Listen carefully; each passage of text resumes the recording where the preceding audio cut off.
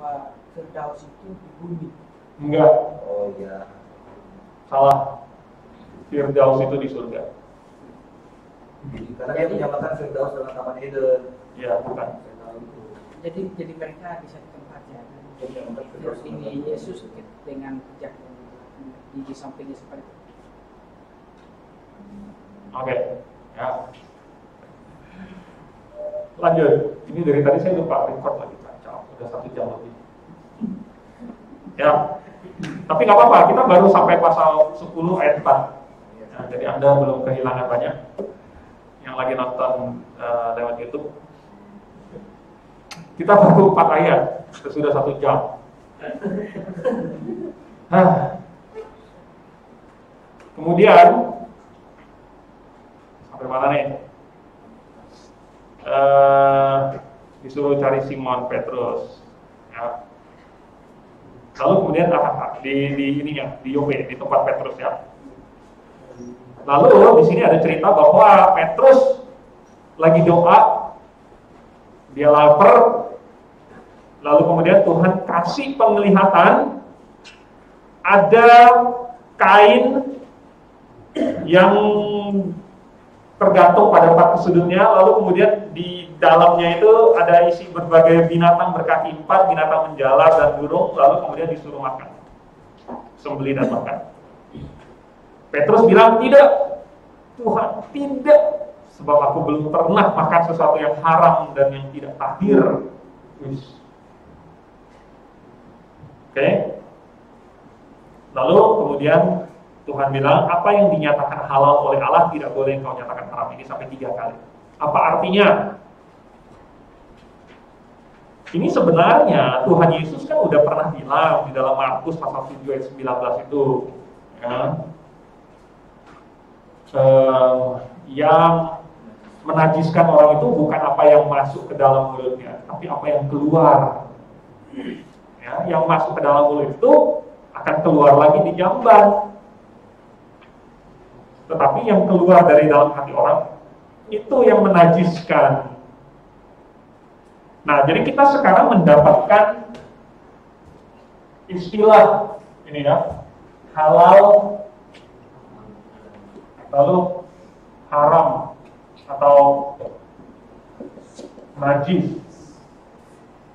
Nah, apa lawan kata dari najis? Suci, kudus, tahir.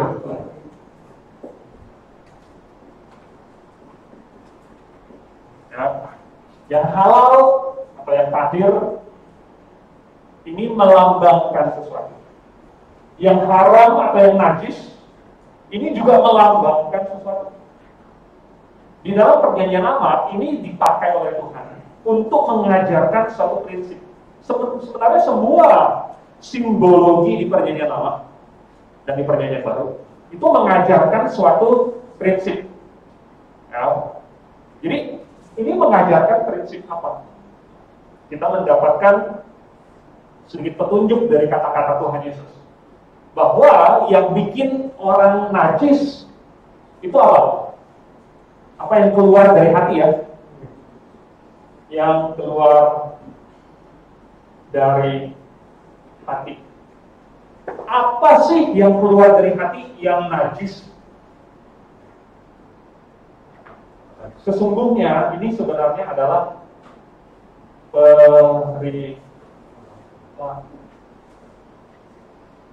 ya,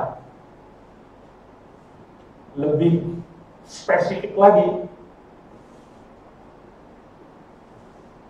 dosa. Oke, yang bikin orang najis, tidak bersih, itu adalah dosa. Oke, kalau orang nggak berdosa maka dia kudus. Oke. Jadi ini dipakai untuk makanan, maksudnya makanan atau binatang. Dipakai untuk melambangkan ini. Ya, sama kayak misalnya domba dipakai untuk melambangkan juru selamat. Kemudian merpati memberkati, dipakai untuk melambangkan juru selamat juga, atau apa. Tetapi bagaimana dengan binatang-binatang? Ini kenapa dipakai untuk melambangkan ini juga? Coba kalian buka di dalam Imamat. Imamat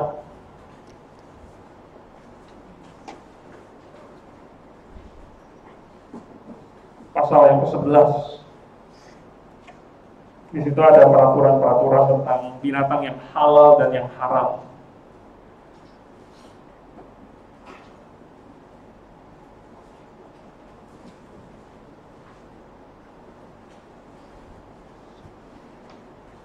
Kok putus?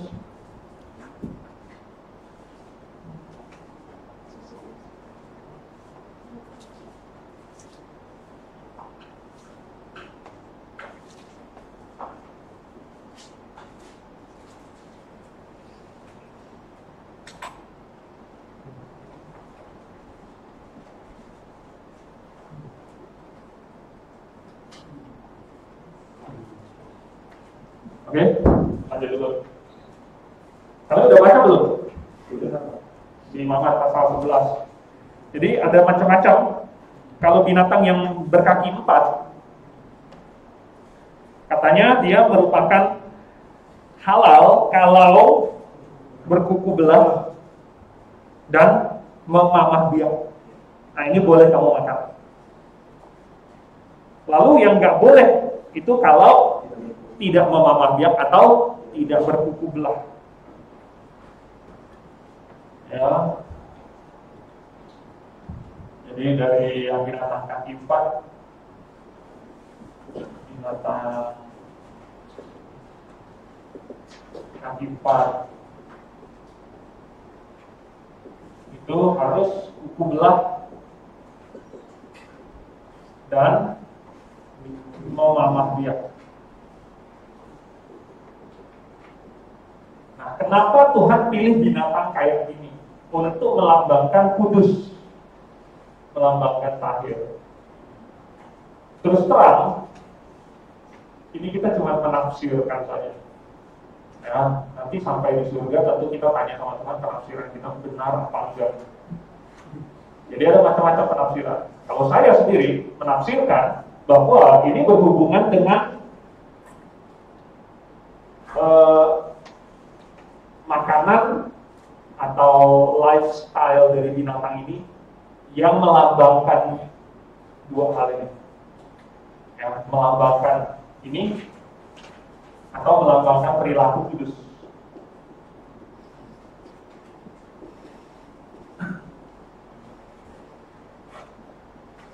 Saya tafsirkan bahwa memamah biak itu merupakan suatu lifestyle atau cara makan yang melambangkan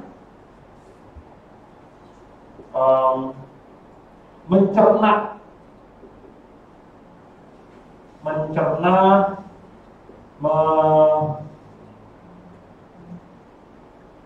apa ya,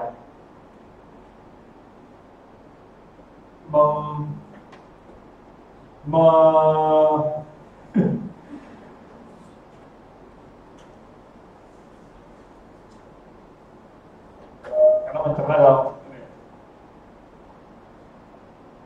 benar-benar meresapi apa ya, jadi makanan itu tidak ditelan bulat-bulat dan tidak sembarangan. Nah, jadi terhadap pengajaran itu dicerna dulu, karena sudah dimasukin ke perut, dikeluarin lagi, dikunyah-kunyah lagi. Kayak sapi misalnya dia punya 4 perut, jadi sesudah dia pertama kali makan, dikunyah-kunyah, kemudian masuk ke perut yang pertama, kemudian dikeluarin lagi, dikunyah lagi, kemudian masuk lagi ke perut yang pertama lagi, terus ke perut yang kedua lagi, kemudian 3 dan 4. Jadi ini rata-rata dia mencernanya beberapa kali, berkali-kali. Jadi suatu pengajaran itu tidak langsung diterima, tetapi dicerna dengan baik, diperhatikan, dipilah-pilah antara yang benar dan yang salah. Ya, dan itu juga konsep dari kuku belah. Jadi kuku belah itu dia membedakan, dia memisahkan yang satu dengan yang lain. Ya. Nah, konsepnya kalau misalnya dia tidak berkuku belah, jadi kukunya satu, itu dia tidak memisahkan. Ya. Jadi mungkin perbedaannya mungkin, ya, saya menafsirkan kalau dia kuku belah, nah dia ini ada separasi. Yang baik dengan yang tidak baik itu dia pisahkan. Nah ini mungkin prinsipnya kalau bagi orang yang anak Tuhan, dia harus memisahkan juga. Ini baik, ini tidak baik. Dia mampu membedakan, dia mampu memisahkan dirinya dari sekelilingnya.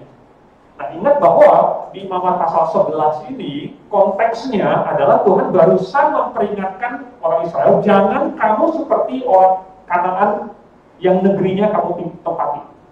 Ya, jangan seperti orang Mesir. Jadi kamu harus terpisah, kamu harus kudus. Makanya sekarang Tuhan bilang bahwa ini yang kuku belah yang boleh kamu makan.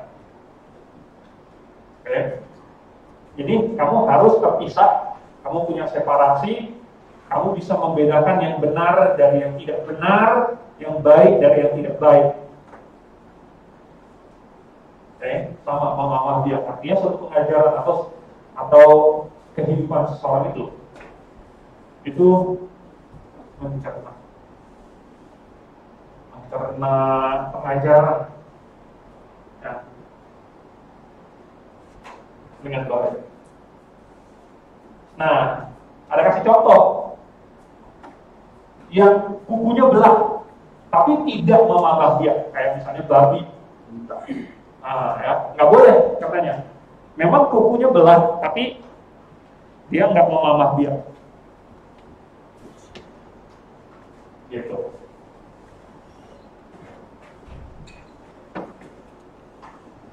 Oke. Kalau yang di air gimana? Nah, sekarang yang di air. Harus bersisik atau tidak bersisik? Ya, binatang air. Ya, jadi dia harus bersirip Dan bersisik. kemudian bersisik. Nah, saya tafsirkan sekali ini penafsiran. Ya, nanti sampai surga kita tanya sama Tuhan, benar nggak sih? Bersirip itu jadi dia membelah air, sama kayak dia kukunya belah. Gitu. Jadi dengan adanya sirip itu membelah air. Lalu kenapa sisik? Sisik ini sebenarnya fungsi dari sisik adalah melindungi si ikan. Nah, satu hal yang ini, kalau ikan ada sisiknya, maka sisiknya itu menjadi lapisan yang memisahkan ikan itu dari airnya. Sekali lagi prinsip separasi lagi. Ya. Jadi kalau dia tidak ada, contohnya misalnya belut, ya belut pun nggak ada. Nah, belut itu bernapas pakai kulitnya, makanya dia nggak punya sisik. Gitu. Jadi airnya itu langsung kontak dengan kulitnya, tidak ada pemisahan, supaya oksigen di dalam air bisa langsung masuk ke dalam, diserap pakai kulitnya. Nah, beda kalau misalnya ikan bernapas pakai apa? Pakai insang. Jadi dia harus masuk dulu ke dalam mulutnya, kemudian lewat insangnya. Nah, insangnya lah yang menyaring oksigennya untuk masuk. Gitu. Jadi prinsip separasi lagi. Berarti di lobster itu sebenarnya belum haram ya? Iya.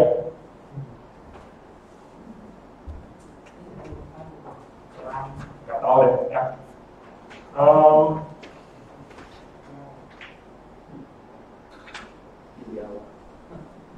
Ya. Nah, kemudian yang di udara. Yang di udara katanya apa? Nggak ada peraturannya gimana sih, tapi menurut ini katanya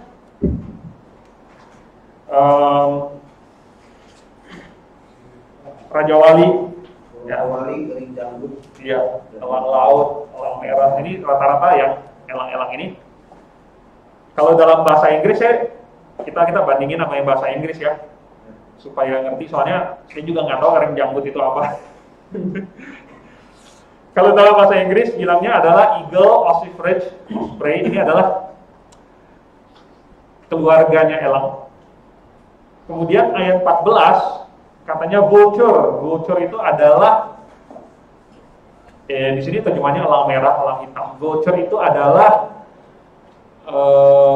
burung bangkai. Burung bangkai itu adalah pemakan bangkai. Nah, sama elang dan keluarganya itu adalah burung pemakan bangkai. Artinya kalau ada binatang yang sudah mati, cuman mayatnya, apa sih bahasa Indonesia mayat? Bangkainya itu dimakan sama elang. Mereka makan bangkai.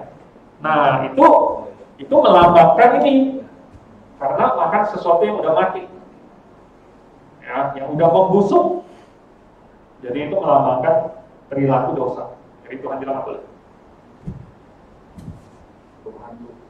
Terus burung hantu. Burung hantu. Ini dalam bahasa Inggrisnya bilang owl, ya, raven itu apa bahasa Indonesianya? Ayat 15, burung gagak, ya burung gagak juga pemakan segalanya ya. Dia makan bangkai juga. Nah, burung hantu ya, itu juga dia makannya tikus kebanyakan. Nah, lalu tikus itu adalah pemakan bangkai. Begitu, pemakan segalanya. Jadi dia makan pemakan bangkai, jadi nggak boleh juga. Dan mungkin karena burung hantu rata-rata itu binatang malam. Termasuk di sini juga kelelawar. Ya, kelelawar itu juga adalah binatang malam. Nah, binatang malam juga melambangkan apa? Perilaku dosa. Ya, jadi dia, dan mungkin kelelawar itu beda dengan burung karena kelelawar itu sebenarnya mamalia. Jadi burung lain itu punya bulu terbang. Kalau kelelawar enggak, dia itu punya selaput dari kulitnya. Ya. Jadi seperti telanjang begitu. Tapi ini ada perbedaan ini Pak. Jemaat itu Pak, yang ayat 18 Pak. Kalau bahasa Inggris bilang and the swan kan angsa ya? Enggak ada. Pelikan. Iya. Jadi yang ayat 18 itu ada swan, itu angsa, pelikan itu ya, eagle juga. Burung hantu putih Pak di ayat 18 Indonesia. Hah? Iya di Indonesia aneh Pak. Iya. Makanya kita selalu membandingkan dengan ini. Ya. Mungkin burung hantu putih maksudnya apa? Terus terang kita nggak tahu persis kata Ibrani untuk itu. Itu binatang apa sih? Karena itu kan kata Ibrani. Ya. Tapi kalau saya pakai yang bahasa Inggrisnya, saya bisa mengerti kenapa swan, pelikan, ayat 19, stork, heron, nah itu semua adalah serumpun dan katanya nggak boleh. Kenapa? Mungkin karena makanan mereka. Jadi makanan dari misalnya stork, heron itu mereka makan segala macam binatang-binatang kecil yang di air dangkal. Dan saya pernah baca bahwa burung-burung ini di dalamnya ada banyak parasit. Ya, karena apa? Karena mereka makan yang di air dangkal itu ada banyak cacing. Jadi ditemukan juga di dalam daging mereka cacing pita dan lain-lain. Jadi bukan cuma babi yang ada cacing pita ya. Beda dengan daging sapi. Daging sapi nggak ada cacing pita, jadi aman, tenang aja. Tapi daging babi, makanya daging babi itu nggak boleh dimakan tanpa dimasak. Nggak boleh. Kalau kamu makan daging babi tanpa dimasak, kamu sangat beresiko terkena parasit. Ya, karena ada macam-macam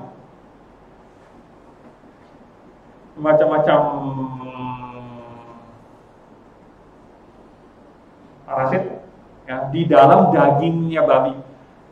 Nah, bukan berarti sapi nggak bisa kena cacingan. Sapi cacingan itu di dalam ususnya.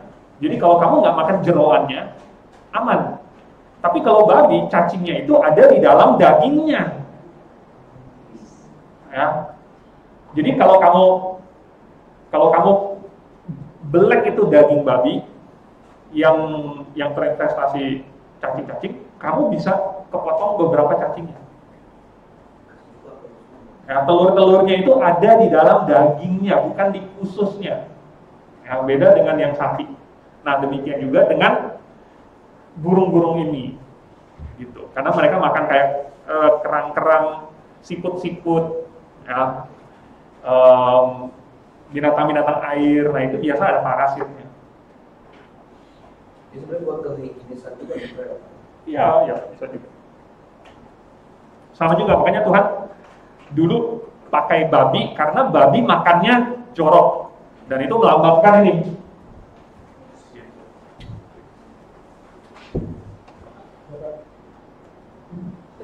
Oke. Lalu udah apa mau tanya?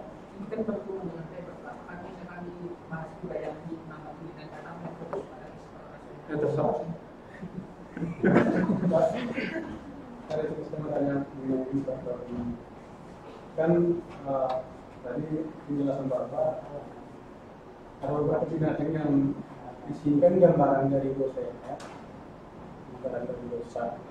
Jadi pertanyaan saya, apakah ketika pada zaman itu di kematian ini beberapa binatang yang merupakan dosa ini, apakah ada hubungannya dengan keselamatan? Cuma lambang doang. Langsung doang. Ya. Jadi kalau misalnya pada saat itu ada seseorang yang mati ini Orang yang apa? ada orang lain yang misalnya makan binatang ini, itu tidak ada kegayaan yang selamat. Ya. Tapi ini dosa biasa. Dalam itu dosa. Kalau dia tahu bahwa itu dosa, lalu dia tetap makan gitu. Kalau dia tahu itu bertentangan dengan hukum Taurat, lalu dia tetap makan, itu dosa. Kalau dia nggak tahu, lalu dia makan, itu nggak dosa. Oke? Terus Saya mau bertanya. belalang, ini masih belum belalang nih. Mau belalang dulu atau mau tanya dulu? Ya. Yang makanan itu kan disuruh Tuhan ya. Apa makanan? Tuhan itu suruh virus ini ya, yang kita silakan gunakan di kain itu ya. Kain. Suruh makan itu kan. Lalu virus sendiri bilang itu haram. Siapa sendiri bilang? Jadi Petrus yang bilang haram ya, terus? Jadi apakah dia belum tahu bahwa makanan itu sudah diharam atau tidak? Nggak tahu ya, dia ingat apa enggak? Atau itu memang pengenalan bahwa disebutkan bahwa makanan sekarang sudah halal. Iya, nanti akan dijelaskan. Ya. Ini dulu belalang dulu. Ini udara tadi. Terus serangga yang bersayap dan merayap. Serangga katanya boleh dimakan kalau ada paha di atas kaki.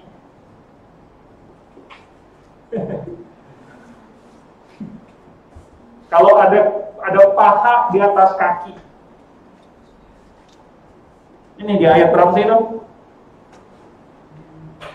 ini ya, 21. Ya. Punya paha di atas kaki untuk melompat di atas tanah. Ini kalian mungkin bingung, apa maksudnya paha di atas kaki? Coba saya gambar dulu seekor belalang, baja hitam. Siapa yang bisa gambar baja hitam? Tanya.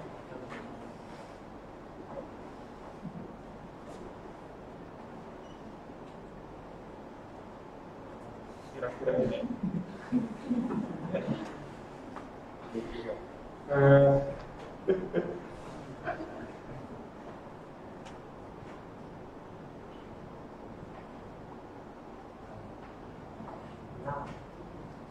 Ini kan. Terus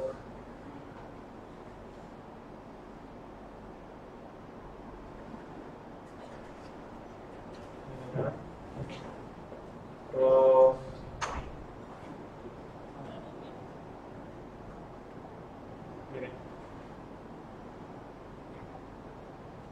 Benar nggak? Iya, Pak. Nih, Satria wajah hitam. Siapa yang dulu nonton Satria wajah hitam? Ini yang dimaksud pahanya. Nah, jadi ada paha di atas kaki. Ini yang bikin belalang bisa lompat. Tahu nggak kalian caranya belalang lompat? Ini nggak masuk ujian sih. Jadi nggak akan saya tanya bagaimana cara belalang lompat. Dia itu kakinya diginiin. Nah, gitu. Lalu kemudian waktu dia melompat, dia relax. Nah, kakinya ini akan bekerja seperti per, lalu kemudian toing. Gitu. Nah, maka dia akan, jadi dia itu dulu, lalu dia lepasin, lalu dia akan lompat. Nah, ini karena ada pahanya. Kenapa ini boleh dimakan? Nah, terus kenapa nyamuk nggak boleh dimakan? Karena nggak punya paha. Iya betul, karena nggak ada paha di atas kakinya. Ya, kalau kalian pernah nggak kalian nggak pukul, tapi kamu lihat aja nyamuknya gitu. Lihatin gitu kan. Asik banget dia ngisep darah saya. Jadi nyamuk tidak punya pahanya itu untuk melompat. Sekali lagi kita tidak tahu kenapa paha di atas kaki ini merupakan syarat atau kenapa dia melambangkan ini kekudusan, ya. Mungkin karena yang melompatnya itulah yang Tuhan anggap sebagai suatu perilaku yang jadi dia tidak merayap saja, tetapi dia melompat, gitu. Ya. Begitu. Tidak merayap dengan perutnya. Sedangkan kalau iblis kan, kalau ular dikutuk akan merayap dengan perutnya, jadi dia enggak. Begitu.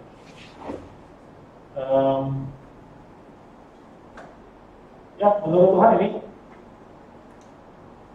bersih, ya. Ikan yang bersisik, bersih.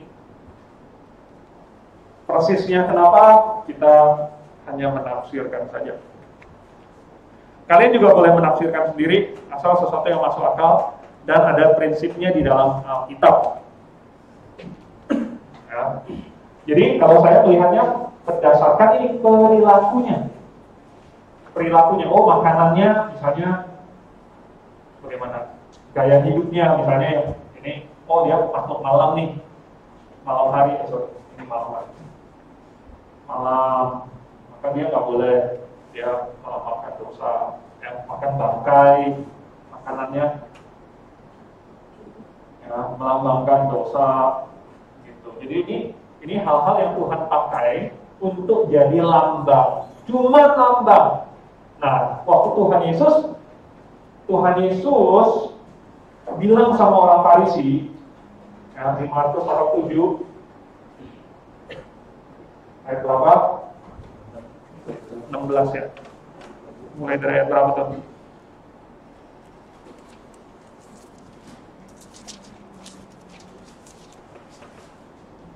Ayat 17, 18, 19. Oke. Ini Tuhan Yesus sudah bilang bahwa yang keluar dari hati inilah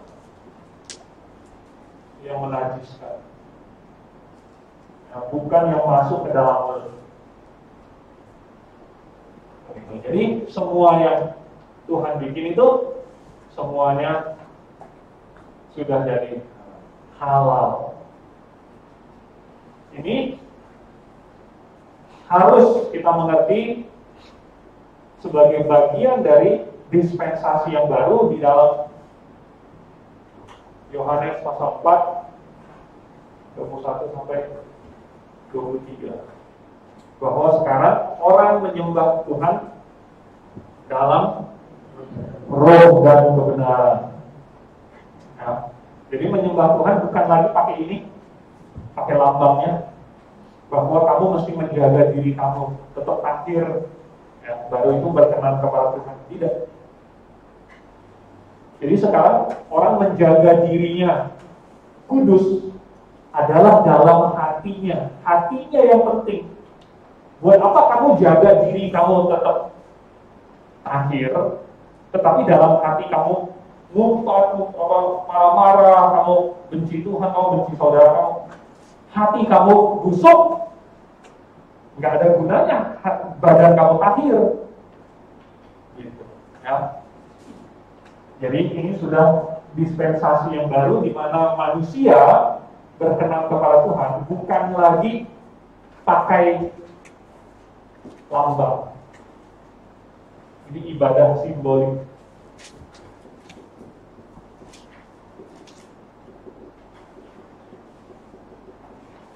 Oke. Nah, yang di Kisah Para Rasul pasal 10 ini ada hubungannya. Mungkin Petrus lagi melihat itu, dia teringat dengan hukum Taurat yang sudah biasa bagi dia. Jadi dia bilang, itu haram. Ya. Padahal Tuhan Yesus sudah bilang itu enggak haram. Makanya di Kisah Para Rasul bilang, apa yang Tuhan sudah nyatakan halal, jangan kamu nyatakan haram.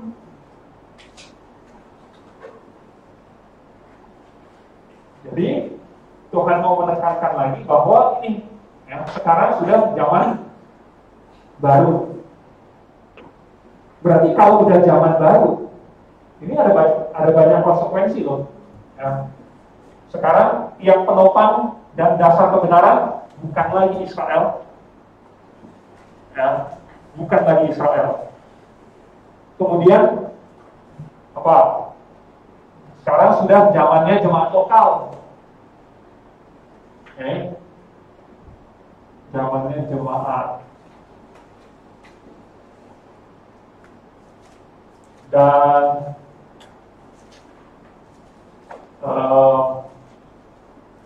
seseorang dinilai saleh, dinilai berkenan kepada Tuhan, bukan lagi berdasarkan kamu bersunat apa enggak, kamu mengikuti hukum Taurat apa enggak, kamu memelihara Sabat atau enggak. Bukan itu lagi, bukan ini lagi yang dipakai untuk menilai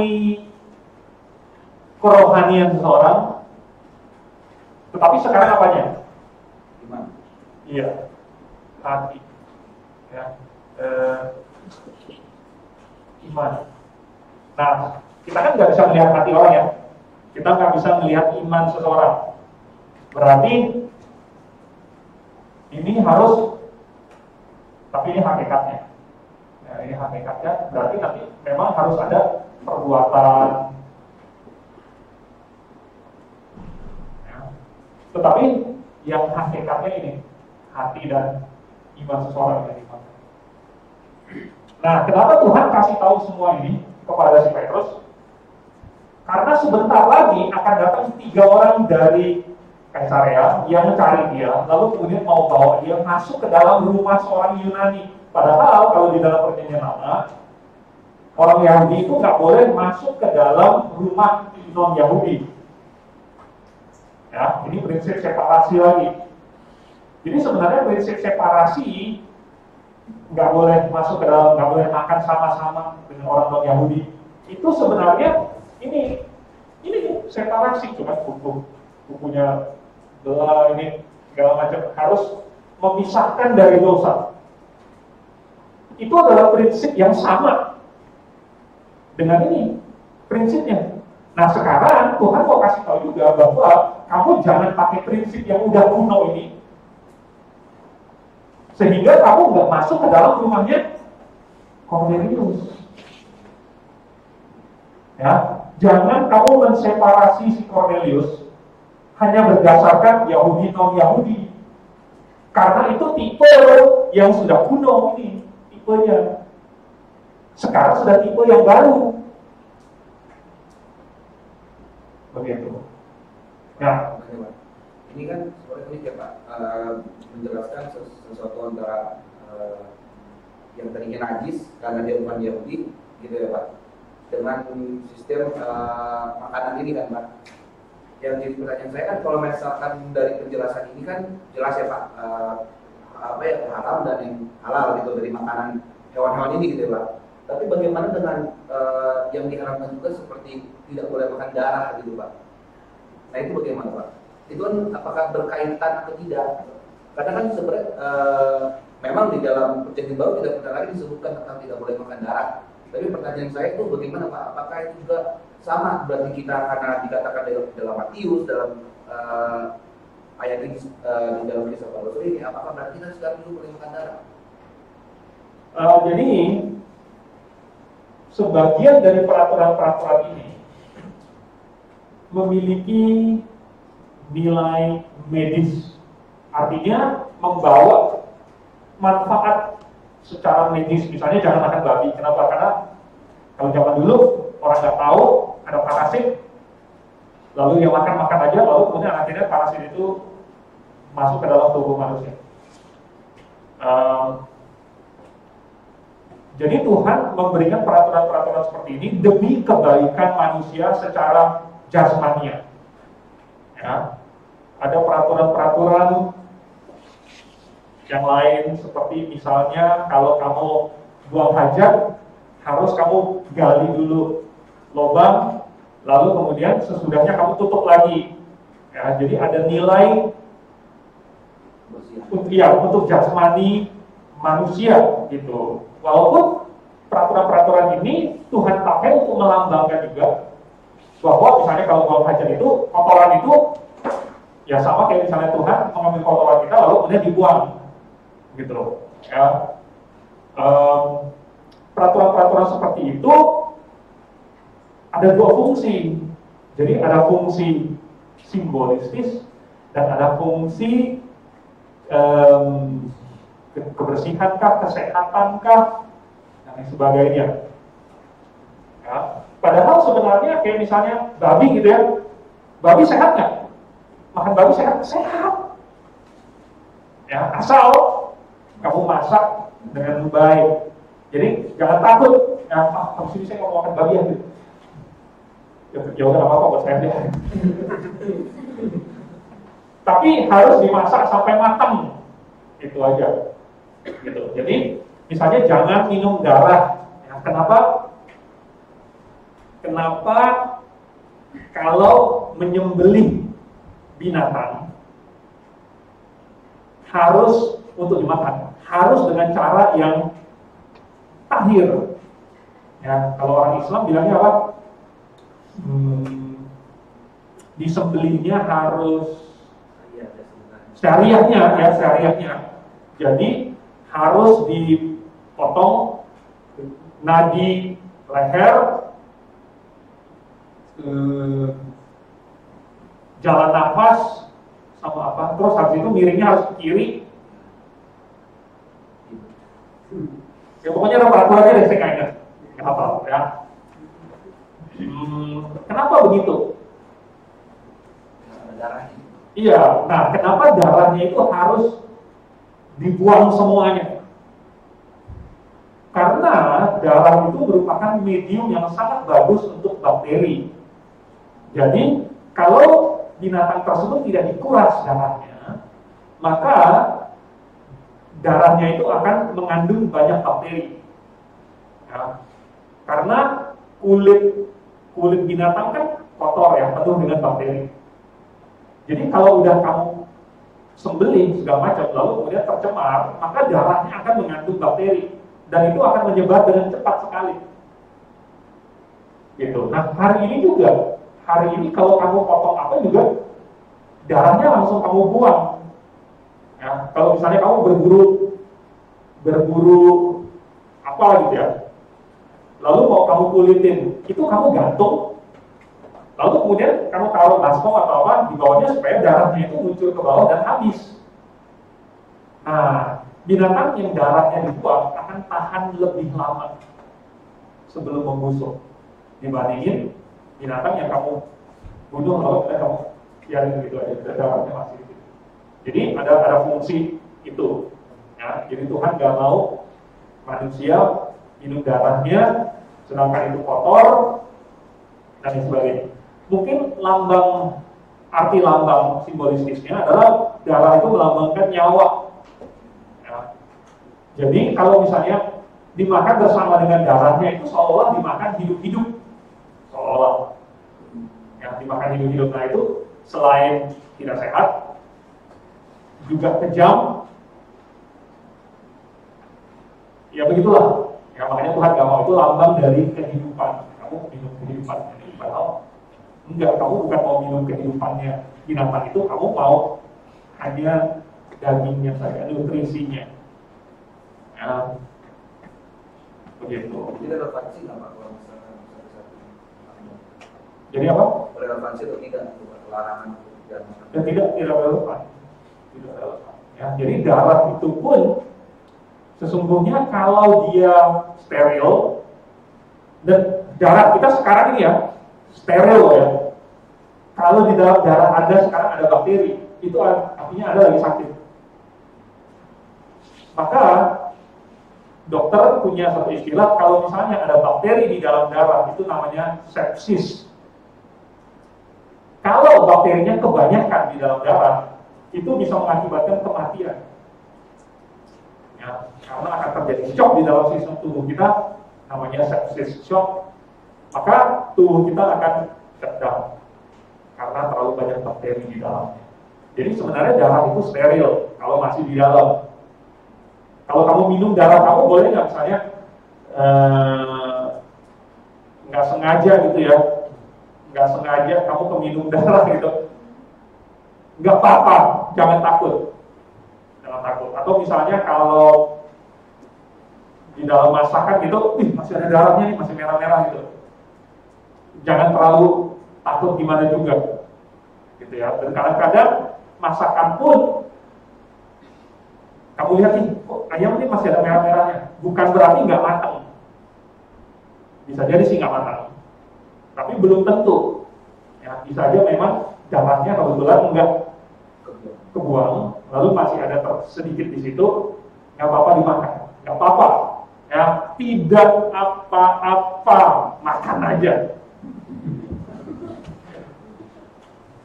nggak apa-apa, ya, nggak akan mati, nggak akan sakit, karena itu pasti udah mati bakteri kalau udah dimasak.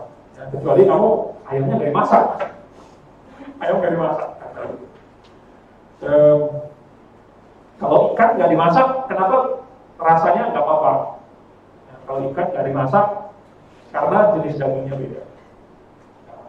Ya, tapi bagaimanapun tetap darahnya dibuang. Kalau darahnya nggak dibuang, manis. Kulitnya dibuang karena kulitnya itu mengandung banyak pembuluh darah. Ya. Tapi tipenya beda. Intinya ada peraturan seperti ini selain ada nilai simbolistis, juga ada nilai jasmania. Ya. Nah, simbolisnya itu udah nggak ada lagi. Semenjak Yohanes Pembaptis, tidak ada lagi nilai simbolisnya. Karena sekarang semuanya sudah pakai hakikat. Nah, nilai jasmanianya masih ada nggak? Masih ada. Ya. Makanya kita pakai septic tank hari ini. Makanya hari ini kita juga misalnya tidak kawin dengan saudara, dengan keluarga. Ya. Hari ini kita peraturan-peraturan seperti itu masih dilakukan. Oke. Masih menyuratkan. Tapi bukan karena mau jadi Yahudi, tapi ada alasan kesehatannya. Begitu. By the way, kalau misalnya kalian mau sunat gratis, boleh cari saya ada channel. Sunat gratis atau harga sama. Ada channel. Ya. Ini Pak, yang di ini tentang tanggapan tetangga kata mereka bahwa ibadah ini tidak berlaku. Karena kenapa? Mereka pegang kunci ketika hukum dikasih, Tuhan berkata bahwa ini berlaku untuk selama-lamanya. Nah, mereka pegang itu. Makanya peralihan memang ada, tapi hukum ini tetap berlaku ya, kata mereka. Ya. Jadi kaum Advent itu percaya bahwa hukum Taurat itu berlaku selama-lamanya. Mungkin lebih spesifik Dekalog itu. Ya, yang 10 hukum itu katanya itu berlaku selama-lamanya. Ya, kita sih setuju aja bahwa ini, tetapi sekali lagi dia ada nilai apa? Simbolistisnya. Ya, jadi dia punya nilai simbolisnya. Yang keberapa? Yang keempat. Dia ada nilai simbolis. Ya. Sebab itu, maka ketika di sini Tuhan Yesus ngajarin sebenarnya gimana sih mempraktekkan hari Sabat itu. Nah, sebenarnya kita sekarang cuma mengikuti contoh Tuhan Yesus saja. Mereka yang nggak mau, gitu. Mereka yang nggak mau mengikuti contohnya Tuhan Yesus. Jadi mereka bilang, oh harus ini tetap di rumah, misalnya. Ya. Kalau kalian ketemu dengan banyak orang Advent, mereka itu hari Jumat mulai dari jam 6 sore sampai Sabtu jam 6 sore, mereka nggak mau keluar rumah. Ya. Tapi Tuhan Yesus nggak begitu kok. Ya.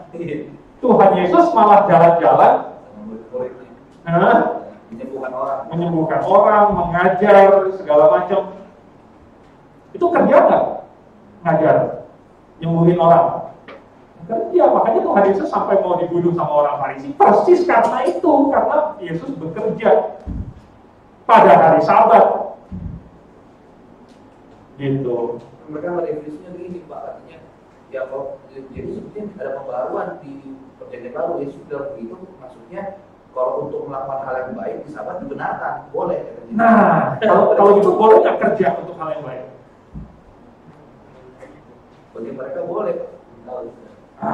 Kalau gitu sebenarnya intinya di melakukan yang baik atau di hari Sabatnya. Karena sebenarnya tinggal kita pelan-pelan ngomongin gitu. Jadi sebenarnya yang penting apa sih? Gitu. Yang nggak boleh nggak ada. Gitu. Yang boleh nggak ada dan yang nggak boleh nggak ada nih. Kan harus bisa dong kita bedakan. Gitu. Ya. Mesti sabar. Ya. Jadi sebenarnya Tuhan Yesus sendiri udah kasih tahu kepada kita bahwa yang simbolistis nih, yang simbolistis ini itu udah gak dipakai lagi, yang halal. Ini simbolistis, karena Tuhan Yesus sendiri menjelaskan itu akan masuk ke dalam mulut, kemudian dibuang ke dalam jamban. Gitu. Yang sebenarnya menajiskan, yang sebenarnya, makanya Tuhan Yesus lagi ngomong yang sebenarnya. Jadi Tuhan Yesus lagi ngejelasin, kamu itu pakai yang sebenarnya sekarang, bukan pakai lambangnya. Lambang itu cuma lambang doang, tapi lambang itu adalah menjelaskan yang sebenarnya. Nah, kamu kalau mau pakai, jangan pakai lambangnya doang, kamu pakai yang sebenarnya. Nah, ini sebenarnya bagi orang yang masih waras, gampang banget kok untuk dimengerti. Gampang. Oke? Jadi misalnya gini, sang saka merah putih melambangkan apa? Oke, boleh. Apalagi, tapi itu lambang apa? Merah putih itu melambangkan bendera merah putih, melambangkan Indonesia, melambangkan negara kita, ya kan? Negara kita itu lambangnya Garuda, merah putih, apalagi Pancasila, itu lambang-lambang negara. Nah, misalnya kita menghormat kepada bendera. Ngapain sih? Itu kan bendera, kita begini. Ngapain kamu hormat sama bendera? Emang bendera itu siapa? Bendera itu apaan? Kalau bendera itu tidak melambangkan negara Indonesia, buat apa kamu hormatin? Jadi yang penting adalah negara Indonesianya atau bendera itu? Gampang banget, ya kan? Kalau Tuhan pakai hari Sabat untuk melambangkan Tuhan, kamu menghormati harinya atau menghormati Tuhannya sih? Tuhannya lah, gitu. Ya, buat apa kamu menghormati hari? Siap, hari. Hormat hari Sabat. Bahkan kan kalau saksi Yehova kalau kita lihat lebih ekstrim kan, Pak. Dia sampai tidak mau hormat bendera. Iya. Nah itu gimana? Itu mungkin dia udah nggak mau tinggal di bumi lagi. Ya, dia nggak mau punya keluarga negaraan. Jadi sesungguhnya dia itu kalau misalnya nggak mau menghormati bendera dan sebagainya, nggak mau jadi warga negara Indonesia, dia juga nggak boleh ikut pemilu, ya, nggak boleh punya KTP, nggak boleh, iya, benar, karena dia bukan warga negara Indonesia. Lihat nggak betapa bodohnya dan nggak bisa memisahkan urusan dunia dengan urusan rohani. Begitu. Ya. Oke. Ada lagi yang mau ditanya tentang kisah para rasul pasal 10 terutama, karena kita lagi eksegesis kisah para rasul. Di ayat 10 itu gimana cara kita memahaminya tentang hal supernatural itu? Di ayat 10 ya biasa aja. Zaman dulu ada hal supernatural itu biasa saja. Maksudnya ini berupa apa dia ininya? Berupa apa? Yang meliputi ininya. Apakah sebuah awan gitu? Apakah apa? Maksudnya berupa apa dia? Apakah sebuah asap atau gimana? Nggak tahu.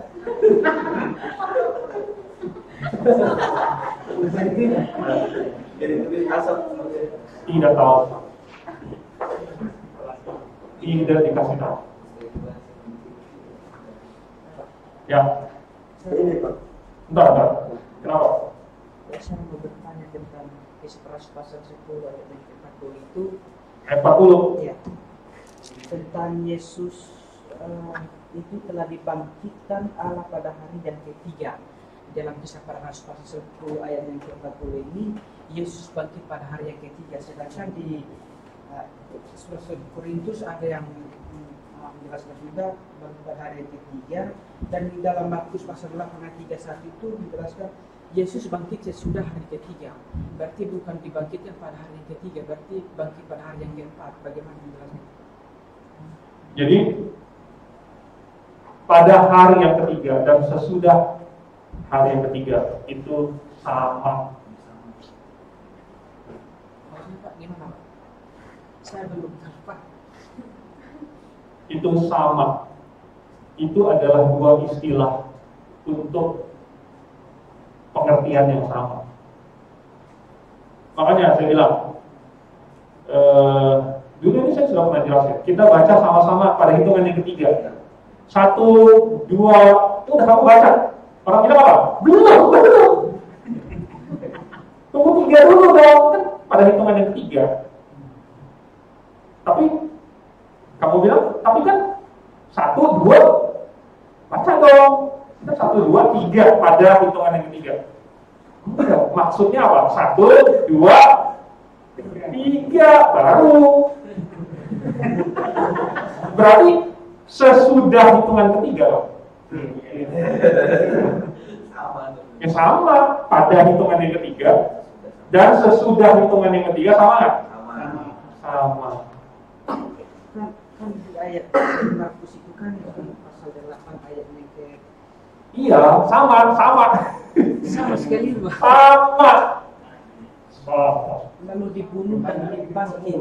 Sama. Bangkit sesudah hari ketiga. Sama. Sesudah dan pada hari ketiga sama. Apakah itu tidak mengindikasikan bahwa Yesus bangkit pada setelah hari ketiga itu berarti pada hari keempat sesuai dengan Bukan. kok bisa? Karena sesudah dan pada hari ketiga itu sama. Sama hari ketiga bang? Iya. Sebelum bangkit. Tadi yang hitungan 1, 2, 3 ngerti nggak? Masih belum? Oke. Kita baca ya. Kita baca ayat 40. Pada hitungan ketiga 1, 2, Yesus itu telah tiganya mana? Kalau lomba lari kan, lomba lari nih, oke, lomba lari ya. Pada hitungan yang 3, 1, 2, curang, baru 2, udah lari.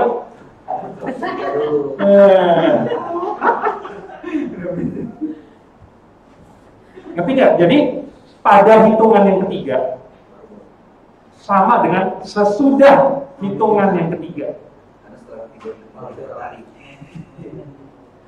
Jadi tidak mengindikasikan bahwa Yesus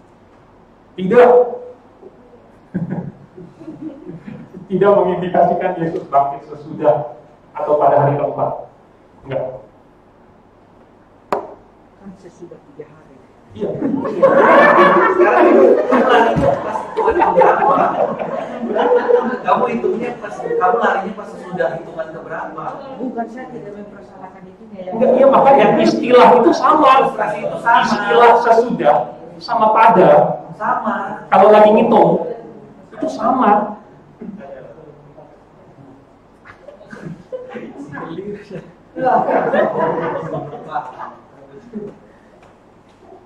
Oke, sama.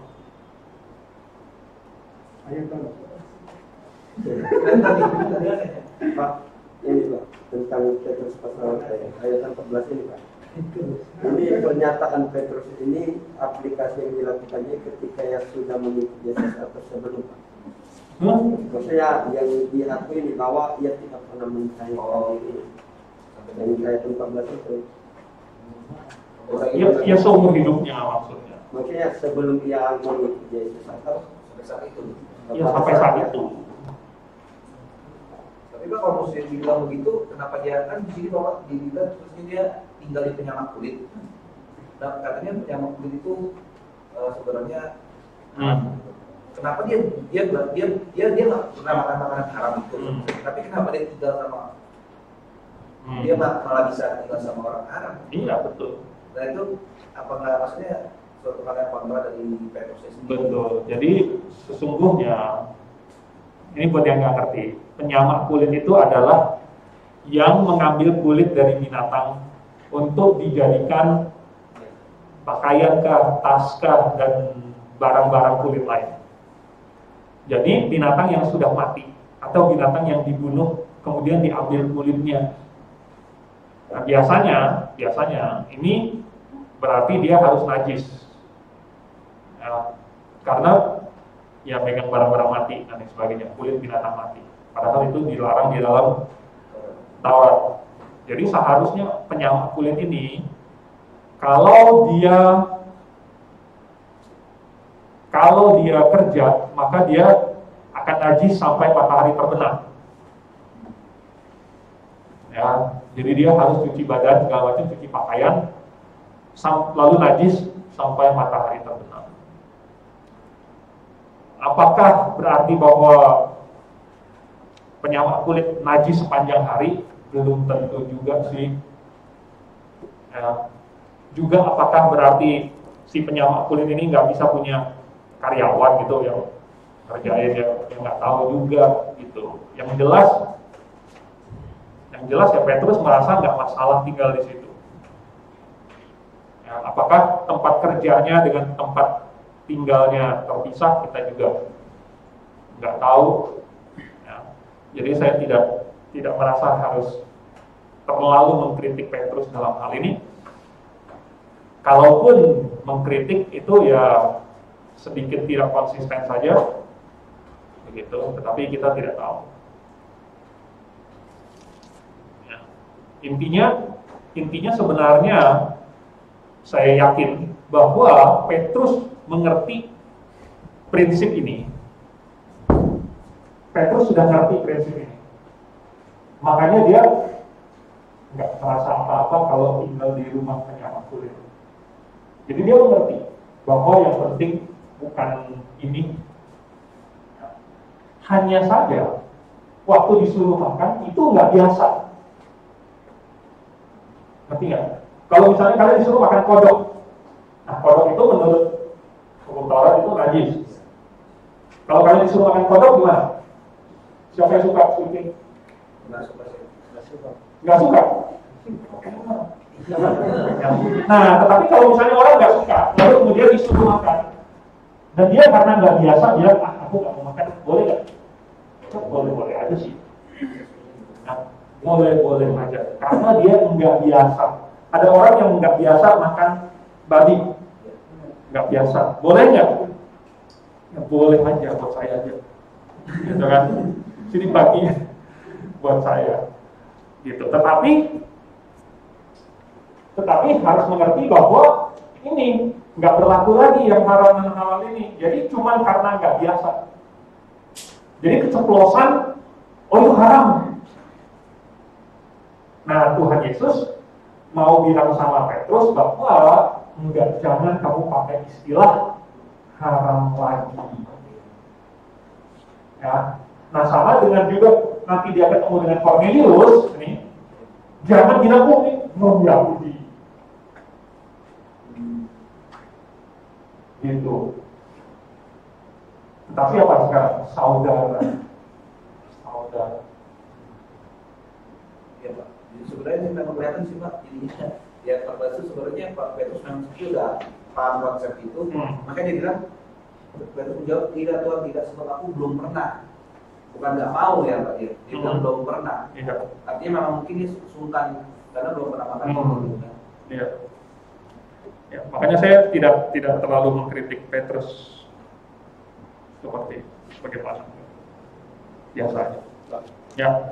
Ini tadi imam tadi Pak, yang berkaitan dengan kesepakatan. Bapak bilang tadi kan bahwa ini hanya lambang dan kalau dilarang ini hanya suatu dosa biasa gitu kan, lambang. Ada argumen yang saya dengar bahwa melanggar hari Sabat itu hukumannya mati. Dan seperti di Imamat pasal 8 juga, makan darah hukumannya mati. Nah, apa darah? Makan darah hukumannya mati. Lalu maksud saya, gimana cara kita memahami hal tersebut? Ya itu zaman dulu. Dan itu di Israel. Dan itu sekali lagi semua peraturan itu rupanya peraturan-peraturan itu bisa ada pengecualian. Contohnya, Tuhan Yesus sendiri kasih contoh, para imam bekerja di bait suci pada hari Sabat. Nggak apa-apa. Coba kasih lihat sama orang Advent itu. Ya, berarti boleh kerja. Tapi kan untuk Tuhan, tapi kerja. Ya kan? Berarti sebenarnya kerja atau bukan kerja nggak masalah. Yang penting apa? Untuk Tuhan. Gitu. Itu esensinya. Jadi kita ini bukan yang membabi buta tanpa mengerti dan hanya melakukan huruf-huruf dari hukum itu tanpa mengerti makna di balik huruf-hurufnya. Gitu. Ya. Jadi misalnya jangan membunuh. Jangan membunuh. Oke? Tapi saya bogem kamu sampai setengah mati. Nggak sampai mati sih. Cuma setengah aja. Boleh. Boleh. Kan nggak membunuh. Setengah mati aja.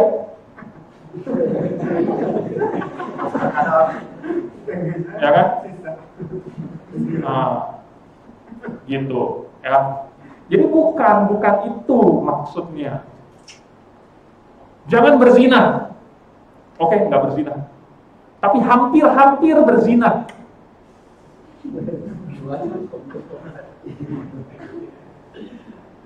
Jadi maunya Tuhan itu, makanya di dalam Matius pasal 5 Tuhan Yesus kasih penjelasan makna dari hukum Taurat itu bukan cuma huruf-hurufnya, tetapi adalah semangatnya di balik kata-kata itu. Ya, jadi sama dengan hukum Sabat. Hukum Sabat itu ada sih huruf-hurufnya. Ya, jangan kuduskanlah hari Sabat, ingat dan kuduskanlah. Gitu. Ingat. Berarti kalau kamu lupa, kamu dosa dong. Lalu bagaimana dengan orang tua yang udah demensia, yang udah nggak tahu itu hari apa lagi? Lalu bagaimana kalau misalnya kamu lagi terjebak di dalam suatu gua di bawah tanah, jadi kamu nggak bisa melihat matahari, kamu udah nggak tahu ini udah berapa hari. Gimana kamu ngitung hari Sabat? Gimana kamu ngitung 24 jam? Dan lain sebagainya. Jadi intinya kita harus tahu bahwa esensinya itu bukan di huruf-hurufnya. Gitu. Jangan membuat bagimu patung yang menyerupai apapun. Oke, saya nggak bikin patung, saya pakai foto, saya pakai lukisan. Ya sama aja. Oke, saya nggak ada patung, tetapi saya tetap percaya sama matahari. Ya sama aja bohong. Jadi bukan di huruf-hurufnya, tetapi pada maknanya. Gitu. Semua hukum Taurat. Ya, ngerti kan?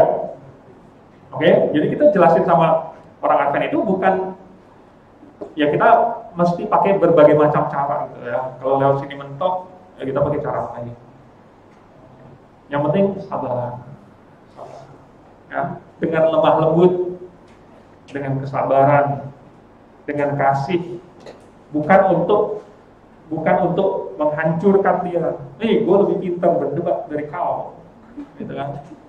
Ya kau mati sana. Bukan, kita bukan mau menang perang, kita bukan apa. Kita lagi mau menjelaskan kebenaran. Oke, ada lagi mau ditanya? Ini mesti mengerti, ya, karena prinsip yang Tuhan mau ajarkan ini nanti ditanyain di pasal 15 nih. Nah, di pasal 15 jemaat di Yerusalem nanya Petrus, itu kenapa pasal 15 pasal 11 ya? Pasal 11 ya, pasal 11. Ya, tetapi nanti di pasal 15 akan ada peraturan harus menghindarkan diri dari darah, dari daging yang dipersembahkan kepada berhala, dari berzina, ya, pelacur gitu. Jadi itu semua ada hubungannya dengan ini. Ya, ada hubungannya. Tetapi yang Jemaat Yerusalem tanyakan di pasal 11 itu, ya, di ayat 3-nya, engkau telah masuk ke dalam rumah orang-orang yang tidak bersunat dan makan bersama-sama dengan mereka. Ini kan hukum Taurat. Ya. Nah, Petrus berasa nggak salah. Nah, Tuhan sebelumnya sudah mempersiapkan Petrus dengan jawaban dulu. Sebelum terjadi, sebelum ketemu dengan orang-orang utusan Kornelius, Tuhan udah kasih dulu jawabannya. Gitu. Ya. Yang Tuhan bilang halal, jangan kamu bilang lagi haram. Nggak ada lagi istilah ini. Oleh sebab itu jangan kamu pakai istilah lagi Yahudi non Yahudi yang seperti dipakai di pasal 11 ini ayat 3, ya, orang-orang yang tidak bersunat.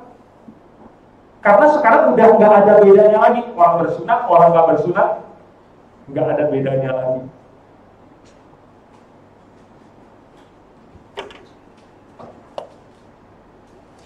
Oke. Ada yang mau ditanya? Waktunya habis ya? Oh, nggak kerasa. Oke. Pasal 10 masih ada lagi nggak ya? Ya. Petrus ini tadi, kenapa dia? Apakah itu baru permulaan bahwa makanannya halal atau dia sudah mendengar? Permulaan apa? Permulaan bahwa makanan itu sudah halal, seperti daging-daging tadi, atau sebelumnya sudah dikasih tahu? Enggak, baru mulai pada saat Taurat diturunkan. Gitu. Nah, maksudnya yang ini, yang kalau memang sudah dari saat itu kan berarti eksekusi ini sudah tahu sebelumnya bahwa sudah halal atau? Iya, makanya tidak ada peraturan haram dan halal sebelum itu. Nah, ini satu poin lagi yang penting. Kalau mereka ngotot bahwa harus mengingat dan menguduskan hari Sabat, kita tanya, Adam diselamatkan nggak? Nuh diselamatkan nggak? Abraham diselamatkan nggak? Nggak ada tuh peraturan tentang hari Sabat zaman dulu. Ayo, Ishak, Yakub nggak pernah nyinggung hari Sabat.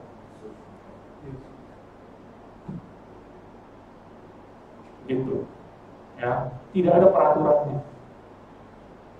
Oke, jadi nggak masuk akal, sama sekali tidak masuk akal. Oke.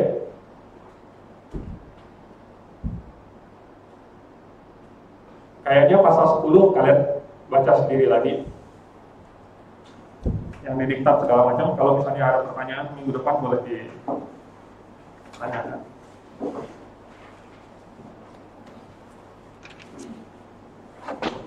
Oh, ini nomor 143 ini diperhatikan ya. Nggak disuruh sunat. Jadi Cornelius nggak disuruh sunat. Dan seisi rumahnya nggak disuruh sunat. Jadi hari ini kalian juga nggak disuruh sunat. Nih, saya matikan dulu.